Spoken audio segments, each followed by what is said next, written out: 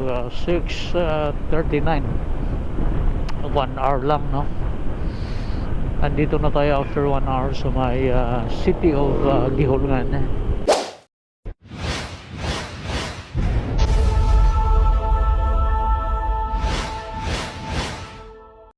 Good morning. So, dito sa Saudi guys, ngayong araw ay pupunta tayo ng Don Salvador Benedicto, no? So, update ito nung tulong na binigay natin matapos na nanalasa ang Typhoon Tino sa may DSB. At ngayon, ang pagbang ng Kubo ni Maria ay i-cover natin. Dahil ngayon, ang grand opening sa Kubo ni Maria doon sa may Don Salvador Benedicto. Exactly 5:30 in the morning. Jump off time, jump off area by city. Alright, so may apat ng evacuation center tayo. So tama-tama lang ito guys, tama-tamang takbo. At hindi tayo magmamadali. Hindi naman masyadong malayo yon, no? Tama-tama lang ito para ngayong araw. So nadadaanan na naman natin ang Himampangon. Yan. So ito yung isa sa nagbigay traction ng Manhuyod guys. Part ito ng Manhuyod boundary ng Bindoy. Kitang kita yung Tanyong Street dyan. Yan, maliwanag na. Medyo may mga pag-ambon lang, pero ito malamang pupunta ito mga ito doon sa may DSB na pupuntahan natin yung iba na yan.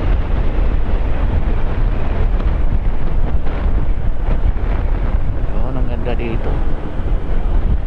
Diyan sa itaas merong magandang kapihan dyan, ang Agarwood Cafe. At meron pa, no, na iba pa sama dito sa mga municipality of Bindoy. Ito from ano na ito magkadikit na ito ng Bindoy, ang Bindoy at ang Manhuyod. Kaya San Carlos tayo ngayon. Yung maliwalas ng panahon, maganda na ang panahon, kaya didiretso na tayo ng San Carlos, Don Salvador Benedicto. Okay, so, ganda ng panahon, wala nang problema sa ulan. Pasok na tayo sa may San Carlos City. Dahil first time natin ngayon dumaan dito, hanapin na natin yung tourism highway guys, na may gasoline station. Tourism highway, saan ba yun? May bandang unahan pa. Tingnan natin kasi city doon sa may bandang unahan yun, may kanto doon. Tourism highway o tourist highway. May tulay, may gasoline station yun gasoline station. Mukhang ito ata yun. Ito ba yun? Mukhang ito yun. Ito nga, 69 Road 69 Tourist Highway to Don Salvador Benedicto. Ayan, so papasok na tayo dito guys. Dire-diretso na tayo. Ayan. So mas mabilis dito, no? I-compare doon, ang layo. Ganun rin naman pagdating mo ng Canlaon, ang layo doon. I-compare mo dito, isang likuan lang ito, didiretsuhin mo lang ito. Ang tagos nito, yung may triangle doon na pakanan, didiretso na ng Don Salvador Benedicto. Alright, 8:14 in the morning. Ang bilis, no? More or less 15 minutes lang pala from Valle to Bagawin is to San Carlos. Yeah, 7:55 tayo din 15 ngayon, mga 20 minutes.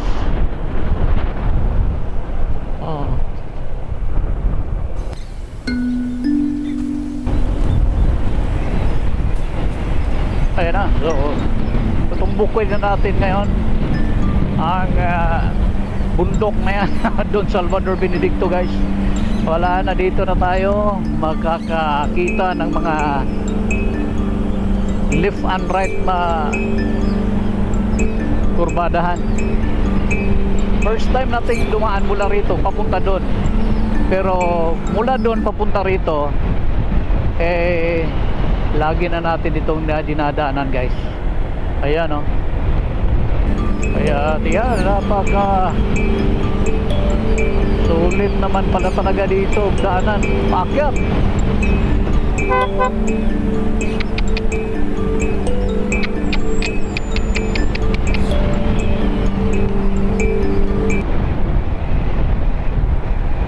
Daanan tayo dito dahil first time natin ang dumaan sa mga ganitong daan mula rito pumunta dun sa may pupuntahan natin ang DSB. Alam natin na napakaganda yung mga kalsadahan dito, guys. Ayan, oh, diba? Ayan na. Ayan na, ayan na.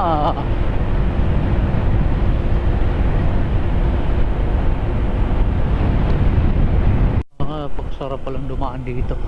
Wala na, tapos na.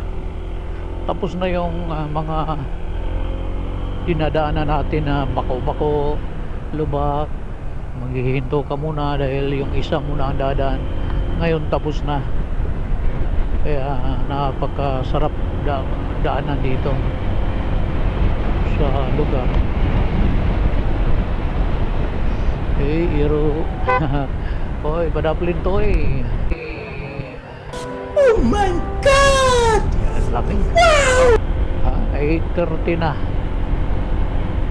Mga 9 o'clock. 9:30. Pinakamatagal, andun na tayo, guys.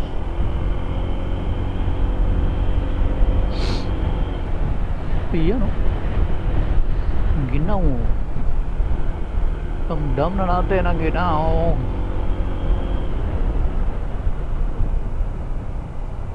O, diba? Ganda. Danan. Paakyat na ito. Dahil kung pag-uwi, babababan. Ayan, oh. Ganda ng mga tanawin sa likod.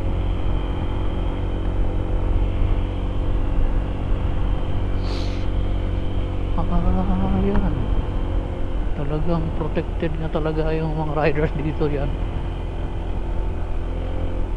Yan sa tinatawag. Meron tawag dyan eh.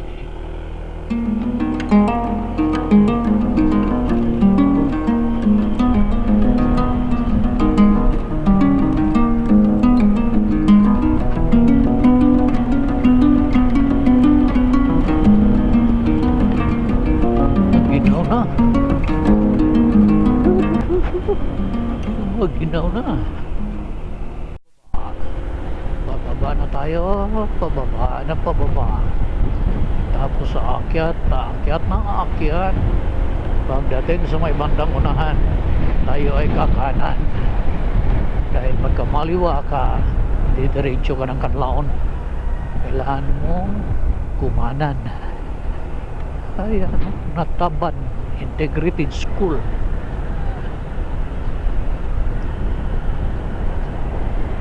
Lamig. Nagiginaw ako.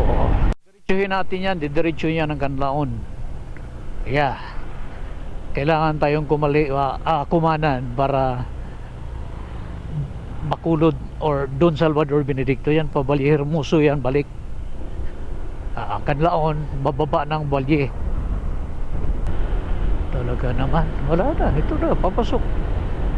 Alright, so nakapasok na tayo guys ng DSB Road, no?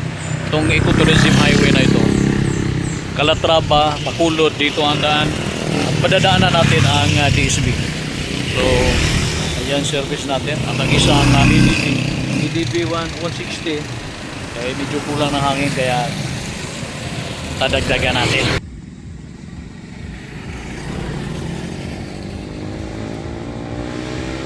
ano to?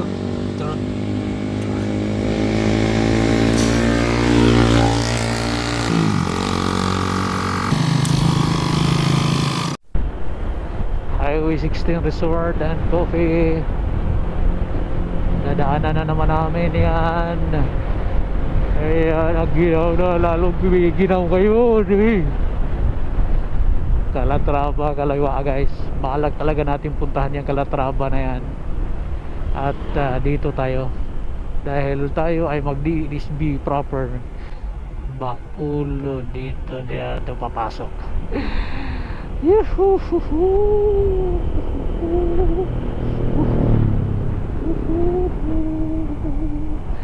Ayan na.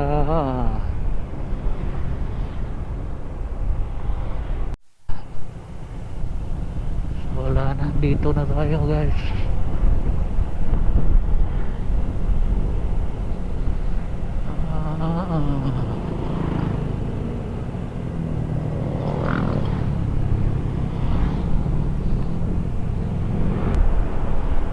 Villa Vista. Ato. Yan, ganito kadami ang tao ngayon dito guys. Grabe, no?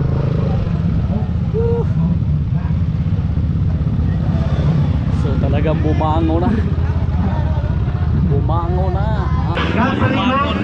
Papalo na lang. Ano galing pangalan, sir? RG Motovlog. Sir, ano galing pangalan, sir? Grabe guys. Idol, Crispy! Andito yung mga pitikiros.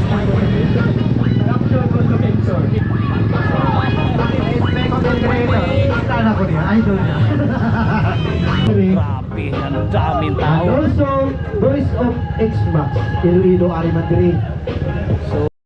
So ito na, no, at last nakabangon na rin ang kubo sa King Maria noon, yung kubo na talaga. At didikit tayo ng sticker dito sa likod. Ayan, dito sa likod guys.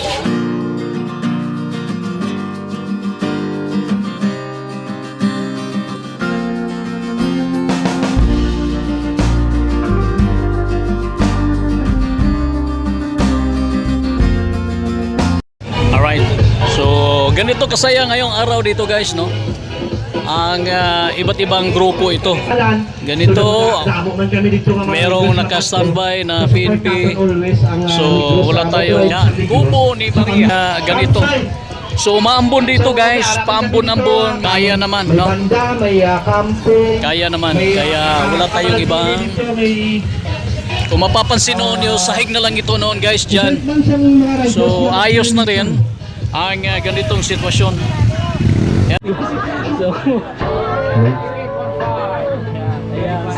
ano yan? Q815. Ayan. Hindi ibig sabihin na ang magsusuot yan ay from Cebu lang, no? Kahit mula rito, kahit saan, open po yan. Kaya, nililinaw natin.